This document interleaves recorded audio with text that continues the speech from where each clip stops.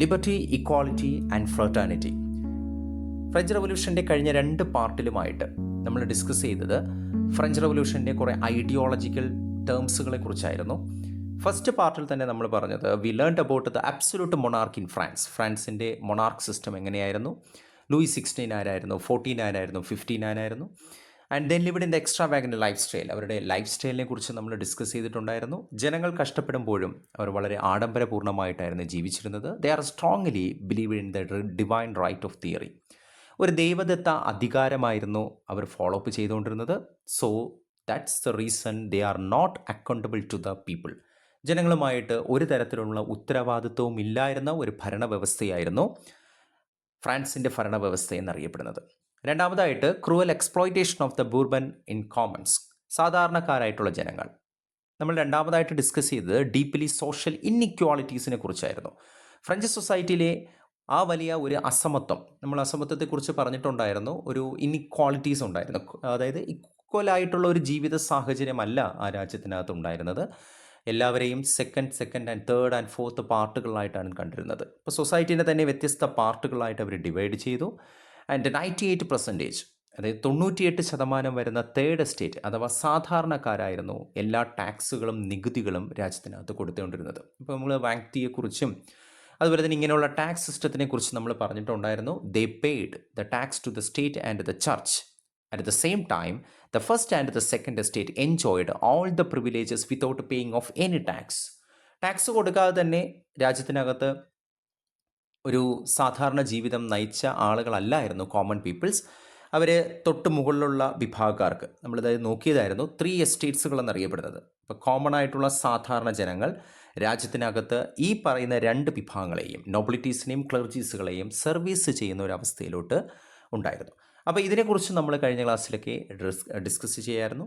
അതുപോലെ തന്നെ രാജ്യത്തിനകത്ത് തന്നെ സോഷ്യൽ കോസസുകളുണ്ടായി. അതുതന്നെ സോഷ്യൽ കോസസ് എന്ന് പറയുമ്പോൾ ഫ്രാൻസിൽ ഒരു എക്കണോമിക്കൽ ക്രൈസിസ് ഉണ്ടാകുന്നു. ആ ക്രൈസിസിലൂടെ എന്ത് ചെയ്യുന്നു, ബാഡ് ഹാർവസ്റ്റ് കാരണം ബ്രെഡിൻ്റെയും അതുപോലെ തന്നെ പ്രൈസ് എന്ത് ചെയ്യുന്നു, കംപ്ലീറ്റ്ലി ഇൻക്രീസ് ചെയ്യുന്നു. ജനങ്ങൾ പട്ടിണിയിലാകുന്നു. And amidst the suffering we saw the rises of the middle classes. ഇതിലൂടെ ജനങ്ങൾ ഇക്കണോമിക്കൽ കോസസിനെ കുറിച്ച് നോക്കി, പൊളിറ്റിക്കൽ കോസസിനെ കുറിച്ച് നമ്മൾ നോക്കി, കൾച്ചറൽ കോസസിനെ നമ്മൾ കുറിച്ച് നോക്കി, സോഷ്യൽ കോസസ്. അവസാനമായിട്ട് നമ്മൾ നോക്കിയതായിരുന്നു ഈ പട്ടിണിയുടെ ഫലമായിട്ട് സാധാരണ ജനങ്ങൾ അവർ രാജ്യത്തിനെതിരെന്ന് പറഞ്ഞാൽ ഭരണകൂടത്തിൻ്റെ എക്സ്ട്രാ വാഗന് ലൈഫ് സ്റ്റൈലിനെതിരായിട്ട് അവർ ആദ്യമായിട്ട് ശബ്ദമുയർത്തുന്നു. So inequalities of society. ആദ്യം ഇക്വാളിറ്റി രാജ്യത്തിനകത്ത് കൊണ്ടുവരിക. അപ്പോൾ ഈ കാര്യങ്ങളെക്കുറിച്ചായിരുന്നു നമ്മൾ കഴിഞ്ഞ ക്ലാസ്സിൽ ഡിസ്കസ് ചെയ്തുകൊണ്ടിരുന്നത്. നമ്മളിന്ന് പുതിയതായിട്ട് അടുത്ത് വരുന്ന നെക്സ്റ്റ് കാര്യങ്ങളെക്കുറിച്ച്, അതായത് എന്തായിരുന്നു അവിടെ സംഭവിച്ചത്, ലാസ്റ്റ് സാധാരണ ജനങ്ങൾ എങ്ങനെയായിരുന്നു ഒരു കൺക്ലൂഷനിലോട്ട് എത്തിയത്, അല്ലെങ്കിൽ രാജ്യത്തിനകത്ത് ഒരു നാഷണൽ അസംബ്ലി രൂപീകരിച്ചത് എങ്ങനെയാണ്, നെപ്പോളിയൻ ബോണാപാർട്ട് എന്നറിയപ്പെടുന്ന വ്യക്തി ആരാണ്. So let's start. നമ്മൾ 3rd പാർട്ടിലേക്ക് കടക്കുന്നു. Welcome to socio batch number 1 part 3.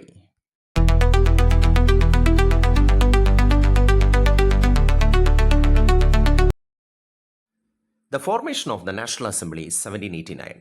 1789 അന്ന് വേഴ്സായ് എന്നറിയപ്പെടുന്ന സ്ഥലത്ത് ഇവരൊരു നാഷണൽ അസംബ്ലി വിളിച്ചു ചേർക്കുന്നു.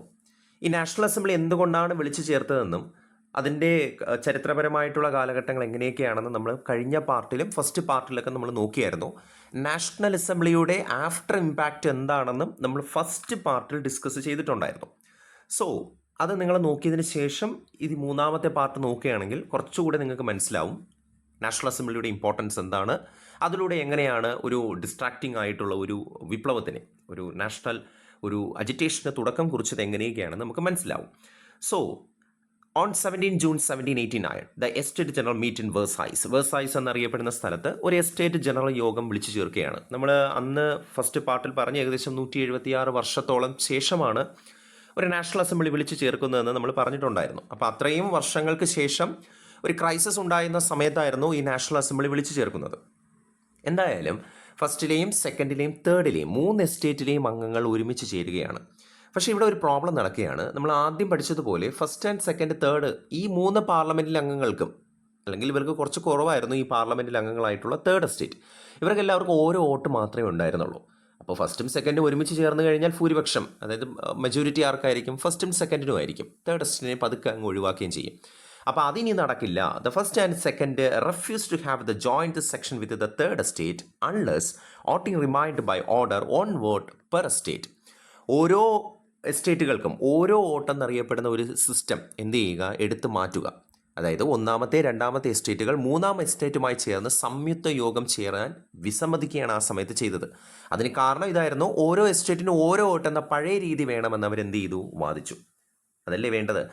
ഓരോ വോട്ടിനും എന്താണ്, സോ അത് ആരാണ് വാദിച്ചത്? First and second estate generals. അവർക്ക് എല്ലാവർക്കും ഓരോ വോട്ട് തന്നെ വേണമെന്ന് വാദിച്ചു. അങ്ങനെ വന്നു കഴിഞ്ഞാൽ ഞാൻ നേരത്തെ പറഞ്ഞതുപോലെ അവരെന്തായി മാറും, രണ്ടും കൂടെ ഒരുമിച്ച് ചേർന്ന് ഭൂരിപക്ഷമുള്ളതായിട്ട് മാറും. അങ്ങനെ വീണ്ടും ഭരണം അവരുടെ കയ്യിലാവും. ഇതിനെ തുടർന്ന് മൂന്നാം എസ്റ്റേറ്റ് തങ്ങളാണ് രാജ്യത്തിൻ്റെ യഥാർത്ഥ പ്രതിനിധികളെന്ന് പ്രഖ്യാപിച്ചു. അവർ സ്വന്തമായിട്ട്. കാരണം നിങ്ങളൊന്ന് നോക്കി, ഏകദേശം 98% 98% ആ രാജ്യത്തിൻ്റെ പ്രതിനിധികൾ എന്നറിയപ്പെടുന്നത് അല്ലെങ്കിൽ റെപ്രസെൻറ്റേറ്റീവ്സുകൾ എന്നറിയപ്പെടുന്നത് കോമൺ പീപ്പിളാണ്. അതുകൊണ്ട് തന്നെ അവർ ഒരുമിച്ച് ചേർന്ന് കഴിഞ്ഞാൽ ആ രാജ്യത്തിൽ തന്നെ ഏറ്റവും കൂടുതൽ ഭൂരിപക്ഷമുള്ള വിഭാഗക്കാരെന്നറിയപ്പെടുന്ന കോമൺ പീപ്പിൾസ് ആവും. യെസ്. അപ്പോൾ അതിൻ്റെ ബേസിസിൽ in response the third estate declare themselves they are the true representative of the nation. ഞങ്ങളാണ് ഈ രാഷ്ട്രത്തിൻ്റെ പ്രതിനിധികൾ, യഥാർത്ഥ പ്രതിനിധികൾ എന്നറിയപ്പെടുന്നത് ഞങ്ങളാണെന്ന് പ്രഖ്യാപിക്കുകയാണ്. അവർ സ്വന്തമായിട്ട് themselves the declared themselves the true representative of the nation and the formed themselves into national assembly 17 June 1789. 1789 അവർ സ്വന്തമായിട്ട് തന്നെ ഒരു നാഷണൽ അസംബ്ലി ഒരുമിച്ച് വിളിച്ചു ചേർക്കുകയാണ്. ഒരുമിച്ച് അവർ തന്നെ പ്രഖ്യാപിക്കുകയാണ്. Their goal was to draft a constitution and establish a government based on the will of the people. 1789 June 17 അവർ നാഷണൽ അസംബ്ലി രൂപീകരിക്കുകയും ജനങ്ങളുടെ ആഗ്രഹപ്രകാരം പ്രവർത്തിക്കുന്ന ഒരു ഗവൺമെൻറ്റും പുതിയ ഭരണഘടനയും നിർമ്മിക്കുക എന്നതായിരുന്നു അവരുടെ ലക്ഷ്യം.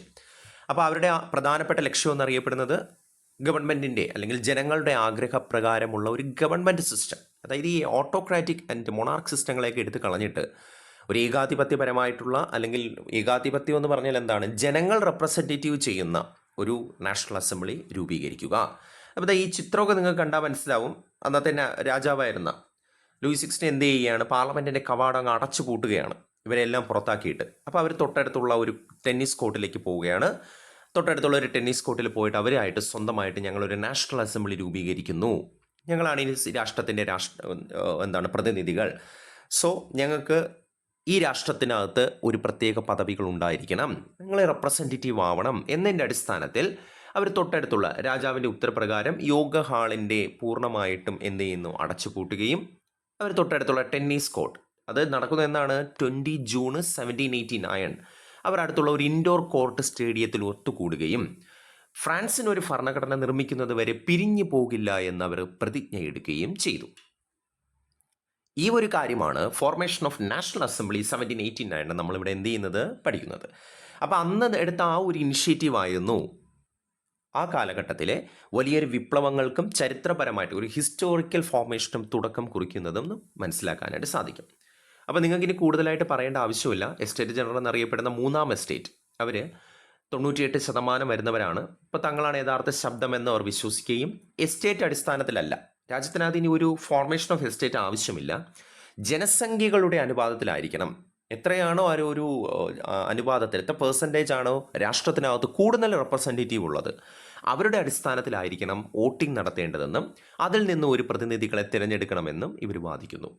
ഈ വാദിക്കുന്ന ഇതിൻ്റെ അടിസ്ഥാനത്തിൽ അത് അംഗീകരിക്കുന്നത് വരെ അവരെന്ത് ചെയ്യുന്നു, ദേ ഗ്യാതേർഡ് ഈച്ച് അതർ, ഒരുമിച്ച് അവർ കൂടുകയും ആൻഡ് ഇൻഡോർ ടെന്നീസ് കോർട്ട് അവർ പ്രതിജ്ഞ എടുക്കുകയും ചെയ്യുന്നു. അതാണ് the sworn oath not to be disband until the constitution of for France was established.